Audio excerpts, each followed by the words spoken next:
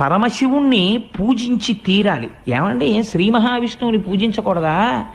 పలికించు విభుండు రామభద్రుండట అన్నారు కదా, ఏం రామచంద్రమూర్తిని పూజించకూడదా? కృష్ణుణ్ణి పూజించకూడదా? శివుణ్ణి పూజించమని పోతన గారు ఎందుకు చెప్పారు అంటే, పరమశివుణ్ణి మనం లింగ రూపంలో ఆరాధన చేస్తాం. లింగ రూపానికి కాళ్ళు చేతులు ఉన్నాయా? మీరు ఒకసారి ఆలోచన చేయండి.